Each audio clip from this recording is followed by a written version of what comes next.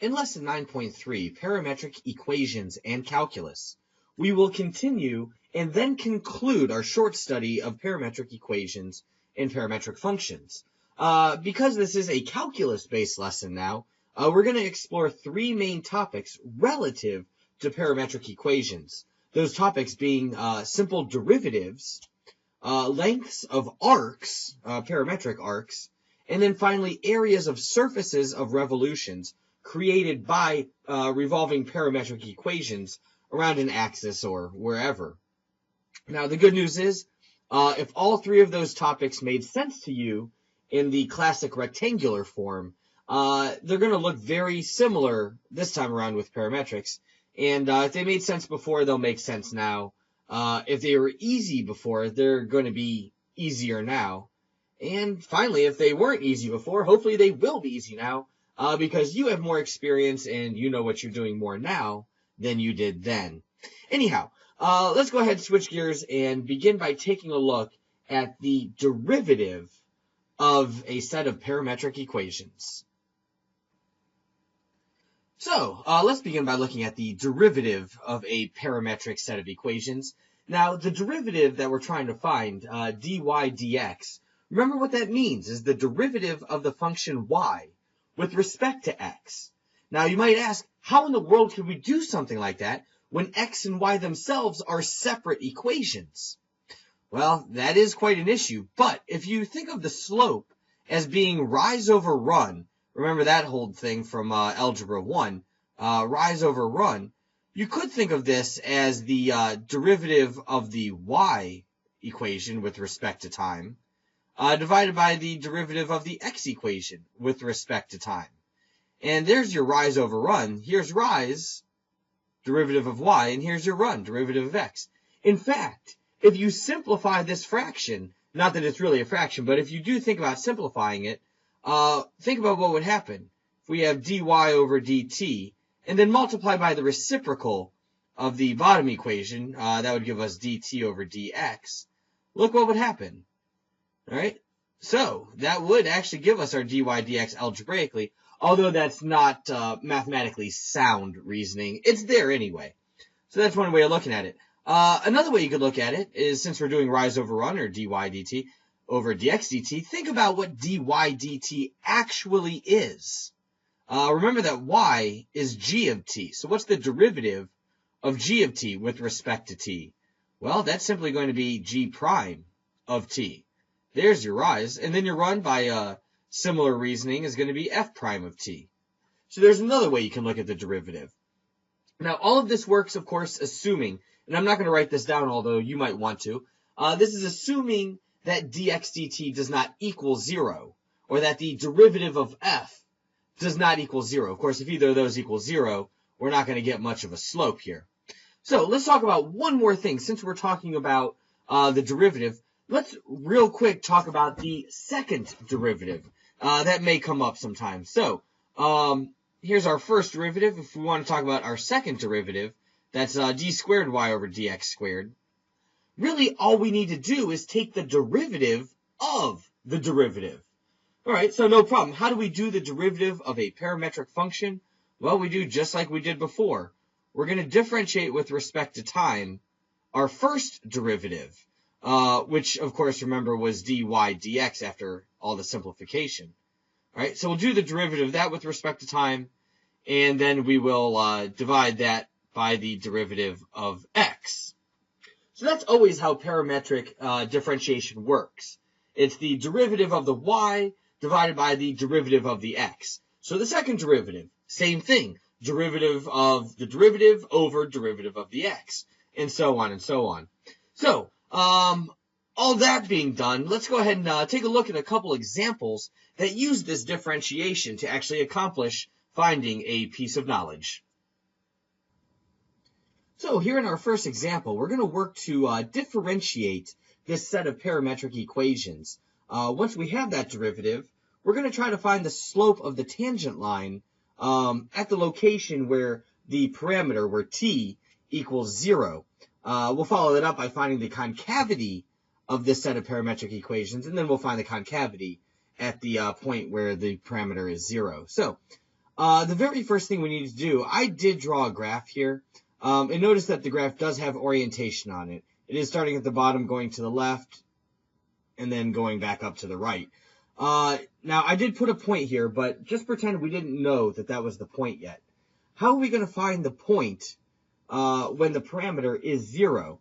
Well, remember, we're given this as our x equation. And if I plug 0 in for t, what am I going to get as my x value? Plug 0 in for t, and I see I'll get 2 as my x value. And if I plug 0 in for t in my y equation, what will I get for y when the parameter is 0? And clearly that is 0. So that is why this point is highlighted. That's the point where the parameter equals 0. And we're going to try to find the slope of the tangent line there. So we know how to differentiate. Remember that dy dx is simply the derivative of the top divided by the derivative of the bottom, or rather rise over run if you want to think about it that way. So what is the derivative of f of t? Of course, f and g aren't really defined here, but remember that f is the rise, and so that is going to be the y here. And if we differentiate that, that's going to give us 2. And if we differentiate the run, that is the x, or the dx dt if you like, that's clearly going to give us 2t plus 3. So that is our derivative at any point on this parametric curve. Now remember, once again, it's all based on the parameter. So when t equals 0, what is going to be the slope of that tangent line? Well, you can plug in 0 for t and see for yourself that it appears the slope of that tangent line will be 2/3. Let's take a look at this tangent line. Does 2/3 seem reasonable? Does it seem that we're going up and running 3? It sure does. It does. And in fact, that's good because that is correct. The slope of this tangent line at this point is 2/3. So let's follow that up and see if we can find the second derivative so that we can try to find the concavity of this. Now, remember, the way that we're going to do this is we're simply going to differentiate the derivative. So I'll write it like this. We are going to differentiate the derivative, and then we'll divide that by dx dt. Or if you like, I could have put g prime of t again, but, you know, whatever. All right, well, let's give this a shot then. What is the derivative with respect to t of 2 divided by 2t plus 3? You could do the quotient rule. That would be acceptable. As for me, I prefer to do it like this. I'm going to rewrite it as this. And then when I differentiate, of course, that -1 will come down. So I'll end up with 2t plus 3 to the -2. And then by the chain rule, of course, that 2 will come out. And I'll end up with -4 over 2t plus 3 quantity squared. Had you done the quotient rule, and I have done it, so I know this, had you done the quotient rule, you would have ended up with the same thing. So whichever way you like better, go right ahead. As for me, I prefer to make things as easy as I possibly can. So there we go. There's the derivative of the derivative, except we need to put dx dt on the bottom. Remember, of course, that's 2t plus 3, however you want to come up with that. So if I simplify this down a little bit, notice that I'm going to get -4 divided by 2t plus 3 cubed.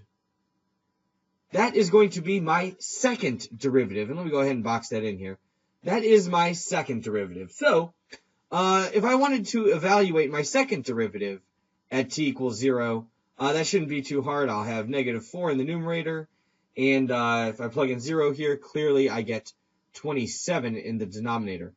Does it seem reasonable that my concavity would be negative? Look back again at the graph. Look at that point 2, 0. Does it seem to be in a location that has a negative concavity? To me, it certainly looks like it. And so this concavity seems okay. I can't really judge the magnitude of it, but it certainly should be negative. So that works out. Well, in our second example, we're going to work to try to find all the horizontal and vertical asymptotes of a parametric graph. So before we move into that example, just think back. In rectangular coordinates, how did we find a vertical asymptote? how did we find a horizontal asymptote? That's what we're going to do in our next example. Hopefully you've taken an opportunity to think about when a derivative displays a horizontal or a vertical tangent line. If you haven't thought about it, then I just got to go ahead and give it away to you now. When the derivative equals 0 at a given point, when the derivative is 0, in other words, when the slope is 0, that's when we're going to have a horizontal tangent line. So we find the derivative, set it equal to 0, there's a horizontal tangent. Now, when do we find a vertical tangent? That's going to happen when our derivative is actually undefined. In other words, when our derivative is undefined, we get a vertical slope or vertical tangent. So, clearly, in order to find the vertical and horizontal tangents to the curve represented by these two parametric functions, we're going to have to differentiate. Now, that rectangle right there that's covered up, that is the graph, the parametric graph of these equations. So let's do a little bit of calculus first. Let's find out what we believe the right answers should be, and then we'll do the big reveal to see if our answers actually make sense or not. So let's go ahead and begin. Why not? We need to find the derivative of these parametric equations, dy dx. And remember, we can do that a few different ways. There's no f or g here, although we could do f prime over g prime or rise over run. I'm going to go back to the classical definition here, dy dt over dx dt. And if I do that, the derivative of y with respect to t, and actually I shouldn't say t, because everything here is in terms of theta. Theta is our parameter. So dy d theta. Well, here's our y, 2 sine 2 theta. You have to do a little bit of trigonometry. Of course, there's a chain rule in play here. But if we do this correctly, we should get 4 cosine 2 theta. And what are we going to get in the denominator? What's dx d theta? Well, that's actually much easier. It's just cosine, and the derivative of cosine is, of course, negative sine theta. So here is our derivative to describe the slope of any tangent line to the graph of this parametric set of equations, which, as I said, is hidden underneath that rectangle right there. All right, so should we find the horizontal or the tangents first? It's really irrelevant which one you want to do first. We'll just go ahead and do the vertical. Remember that with vertical tangent lines, the big thing to remember here is that the derivative dy dx is undefined. All right, so that's great. There's our derivative right there. It's boxed in blue. When is that going to be undefined? And of course, that will happen when negative sine of theta equals 0. So I just need to go and find all the values of theta in which negative sine theta equals 0. Well, there's an infinite number of them, of course, but if we restrict our parameters domain, and I'll just go ahead and tell you now, that for this graph that I'm going to show you here in a moment, theta ranges from 0 to 2 pi. So let's just look at 0 to 2 pi. That's all the angles on the unit circle, no more, no less. So when does negative sine theta equal 0? Well, that could happen when theta equals 0, sure enough. When else could that happen? When else is negative sine theta 0? Well, that could happen at theta equals pi. So I'll go ahead and set that up. The only other time that it happens is 2 pi, but I'm not going to include that in here. In that 2 pi is actually the same as 0 anyhow. So, wow, all right. And actually, I should probably not put these as x values because they're not really x values. What they are is theta values. So when theta equals 0, I'll get some point, x comma y. And when theta equals pi, I'll get some point, x comma y. That'll make a lot more sense. Theta is my parameter. It's not my x value. So let's go ahead and fill these in real quick. When theta is 0, what is x? What is y? When theta is 0, well, x will be 1 and y will be 0. All right. So I'll have a vertical tangent at the point 1 comma 0. And when theta equals pi, stick that into x and y. And you should get negative 1 comma 0. So those are going to be my two locations where I expect to have vertical tangents. Now let's talk about horizontal tangents. where do I expect to find horizontal tangents? And you should have no problem with that. That's where the derivative equals 0. And where will the derivative equal 0? That will happen wherever 4 cosine of 2 theta equals 0. In other words, my numerator equals 0. So I'll go ahead and pause the video, take a few seconds to think about this. What are all the values of theta that would give us 0 here? And let's just go ahead and start working them out. If you want to think about it, like I said, pause the video, no problem. But let's go ahead and start then. Theta could be pi over 4. If theta is pi over 4, we'll get 0 here. So that will lead us to some point. We could get theta equals, let's see, what else? How about 3 pi over 4? Sure, if we plug 3 pi over 4 in here, we'll get 0. So that will lead us to some point. And there's actually a couple more. How about when theta is, how about 5 pi over 4? Sure, when theta is 5 pi over 4, that would give us a 0. So let's see what point that gives us. And let me make a distinction here between the vertical and horizontal asymptotes. All right, and finally, when theta equals 7 pi over 4, that is the last place where we will get a 0 as our derivative. So all we need to do now, we have our thetas, we know our parameters. Let's just plug those into x and y and see what happens. Plug pi over 4 in here for x and y, and you'll see that what we actually get is square root of 2 over 2. And over here, when I plug pi over 4 in here, I actually get 2. All right. So there's going to be one of our points with a horizontal tangent. 3 pi over 4, that's going to give us negative square root of 2 over 2. And then for our y value, just plug it into the y, and you'll get that that's negative 2. All right, so far so good. When theta is 5 pi over 4, plug that in. I did not give myself much room here, but it'll also be negative square root of 2 over 2. But when you plug that into the y, we'll get a positive 2 from here. And then finally, for 7 pi over 4, go ahead and plug that in on your own, and you should get this.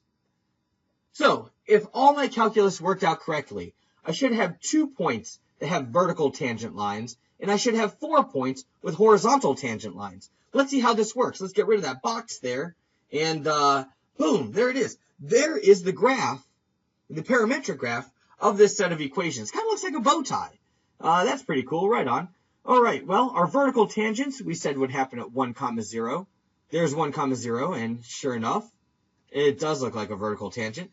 We also said there'd be a vertical tangent at negative 1, 0, and sure enough, that doesn't necessarily prove anything just looking at the graph, but it sure does give some credence to what we were thinking. So, if we look at the horizontal tangent lines, we have square root of 2 over 2, comma 2. Square root of 2 over 2, if you run that through a calculator, is about 0.707. So if we go 0.707, comma 2, that would put us about right here. And sure enough, that looks like it has a horizontal tangent. Our second one was at negative square root of 2 over 2, comma negative 2. That would be down here. How interesting that these are actually going in the order of this arrow here. It's following the orientation. Remember, this was theta 0. Now we're coming around. We hit that. We hit this. I bet the next one we hit is going to be this one up here. Let's see. That would be negative square root of 2 over 2, comma 2. And sure enough, that was the next one. And then finally, we're going to come back down around to here. And there are our 4 horizontal tangents and our 2 vertical tangents. So that was pretty cool. With that, you really have all the knowledge you need. You know how to find the derivative of a set of parametric equations. We've reviewed a little bit really about horizontal and vertical tangents. So with that, let's go ahead and move on to the next stage in this lesson, which is finding the arc length of a parametric graph. Luckily, finding the arc length of a parametric graph is not too much different than finding the arc length of a graph in rectangular coordinates. If you recall, in rectangular coordinates, the length of an arc can be found by doing the integral from a to b, and then we do the square root of 1 plus the derivative of whatever the function is, squared. All right? So hopefully you recall that is our arc length formula in rectangular coordinates. Check this out. This is going to be great. The arc length in parametric form is going to be very similar. Again, we're going to do our integral from a to b. And this time, instead of doing 1 plus the derivative squared, we're just going to do the derivative of each coordinate with respect to time. And we'll square both of them. So you see, it's not really too much different. In fact, if you consider a set of parametric equations wherein if we were to say x equals t, and we said y is some function of t, well, in that case, plug those into here, and you would get this. So how interesting. The parametric and the rectangular forms of arc length are actually the same thing. They're exactly the same. But actually in parametric form, it's actually a lot easier because you just differentiate that one and square it, differentiate that one and square it, do the square root, and there you go. Now, because it has a square root, a lot of times you're going to end up with an integral that you won't be able to solve on your own. So a lot of times on these kind of problems, it's okay to use a calculator. And you'll see what I'm talking about as we proceed into our next example. Here you see the parametric graph represented by the set of parametric equations that were given here. What I've done is highlighted essentially the piece of the curve of which we want to find the length. And it does say find the arc length c from the interval -1 to 0 on the parameter. So this point down here is where t equals -1. You can check that for yourself if you plug into these x and y coordinates here. And right here is where time equals 0. That's clearly going to be the point 1, 3, which it certainly is. So we want to know the length of the curve between t equals -1 and t equals 0. So remember our arc length formula. It's very easy. We're going to do the integral from the lower bound to the upper bound of the parameter. We'll do the square root of the derivative of x squared, and that'll be dx dt squared, and then the derivative of y with respect to t, and we'll square that as well. All right, so that being said, let's go ahead and see what this actually looks like. And really, I should have a dt out here as well. Anyway, dx over dt, that's simply going to be 2t. And I'll square that in just a moment. Dy dt is going to be 12t squared.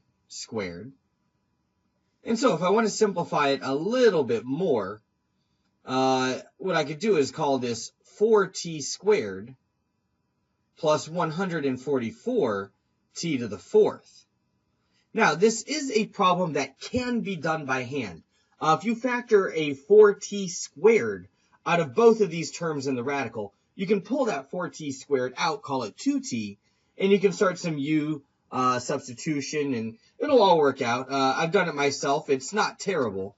But quite honestly, usually when you have a problem like this, time is often of the essence, and you are encouraged to use your calculator if that's an option you're given. So go ahead, get your calculator, run this integral through your calculator, and hopefully you will find that the length of this arc here is approximately 4.149 units. All right? If you did it by hand, you should arrive at the same result, but certainly using the calculator is a lot quicker, more efficient, and still correct. So there is how you compute the arc length on a parametric graph. It's not difficult. It's just like arc length on a rectangular graph. Plus, you get to use your calculator, so that's pretty sweet, too. All right, well, for our last phase of this lesson, let's take a look at one more thing. We've done the derivatives. We've done arc length. All that's left now is to find the area of a surface of revolution. So let's take a look at that now. Good news. We've done areas of surfaces of revolution before in rectangular coordinates, and it really wasn't too bad. As you recall, it was essentially 2 pi times the integral of the function times the arc length. And so this is what it was in rectangular coordinates. Hopefully this looks familiar because this will probably show up on your BC exam. All right, and that was your area of a surface of revolution. 2 pi, that was essentially your radius, and then there's your arc length. 2 pi times your radius times your arc length. Well, it's going to be very similar in a parametric situation. First off, if we want to revolve something about the x-axis, in other words, and let me just make up something. So if we want to revolve this around the x-axis to get something along this line right here, all we're going to do is we're going to do 2 pi, and then, of course, we're going to integrate from a to b. Now, the question is, in the rectangular situation, we used f of x. In this one, are we going to use the x or are we going to use the y? Well, whichever axis we're revolving about, we want to use the other function. That's essentially going to be our radius. So our radius here is going to be y. For that reason, let me use g of t. And then there should be no surprise here. We're just going to multiply by the square of the derivatives of each coordinate. So it's quite a bit to write. Can't argue with you on that one. But it's going to look something like that when we're finished. 2 pi, the radius, the arc length. And there you go. Now, what happens if we are revolving around the y-axis? Let's say I have something like this, and I want to revolve this around here and end up with a cone shape, maybe. That's a terrible drawing, but regardless, it's still going to be 2 pi from a to b. Now, if we're rotating about the y-axis, we are actually going to use the x function to represent the radius here. So we'll do f of t, and then, the arc length, which I'm going to abbreviate as such this time around. All right, so there are the formulas for finding the areas of surfaces of revolution. All you need to figure out is, am I revolving it this way or am I revolving it this way, so that you can find your radius. The arc length is the same regardless. We still have that 2 pi in front, and because there's a radical, a lot of times you'll get to use your calculator on these as well. So hopefully that makes some sense. If it doesn't, I'm going to absolutely suggest go back and look at rectangular versions of what I just showed you. And with that, let's take a look at an example here. For our last example for this chapter's notes, we're going to take a segment of our parametric graph and rotate it. In this case, we're going to rotate it around the y-axis. That's going to make for us a surface of revolution, of which we're going to try to find the area of that surface. So before we do any of this, let me go ahead and show you what the surface looks like over here.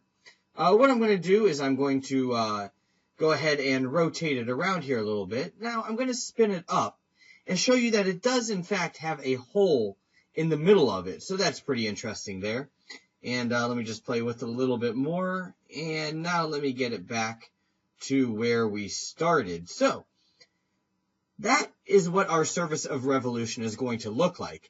Take a look at our graph we have here, and you'll notice that it does have that bend that our surface of revolution seemed to have, almost like this, almost like a cone, but not quite. So in this problem, quite honestly, if we can set up the integral, we can let the calculator do the rest. And that is a common thing on the BC exam. It will oftentimes say, just set up the integral. Don't solve, just set it up. So let's go ahead and do that here. If we want to find the area of this particular surface of revolution, of course, we're going to start with our 2 pi. And we're going to integrate from 1 to 2.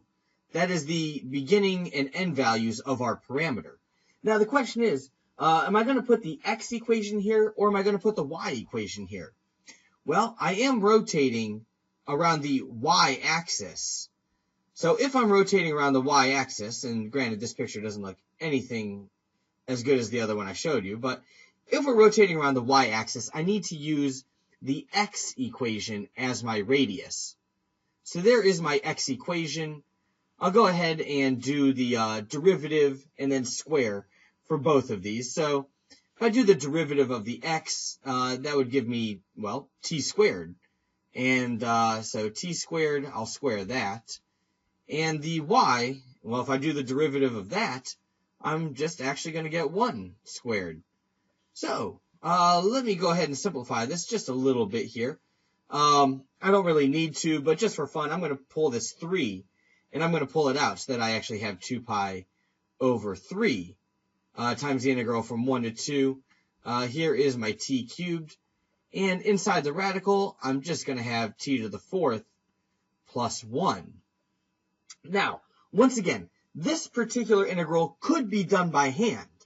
If you let u be inside the radical, u is t to the 4th plus 1, then the du would be 4t cubed. And I could put a 4 here and divide by 4 and do all my wishy-washy stuff. But for the sake of time, I'm going to go ahead and run this through my calculator. Feel free to do the same. And let's see if you don't get 23.479 square units. That is the area of these this surface of revolution that I showed you before. So there you go. So in lesson 9.3 here, we've talked about pretty much all realms of calculus relative to parametric equations. We've differentiated parametric equations. We've looked at the arc length on the graph of a set of parametric equations. And finally, what we just did here was look at the area of a surface of revolution of a parametric graph. So there's a lot of things you can do with parametric equations relative to calculus. Of course, by finding the derivative, we can find tangent lines. We can find normal lines. We can rotate surfaces around the y-axis, around the x-axis. We know how to handle both of those. And arc length actually ends up being the exact same as arc length of rectangular coordinates. So everything here has been pretty cool. But it is a lot of stuff. So be sure you look back over your notes, know these formulas, and good luck on your 9.3 assignment.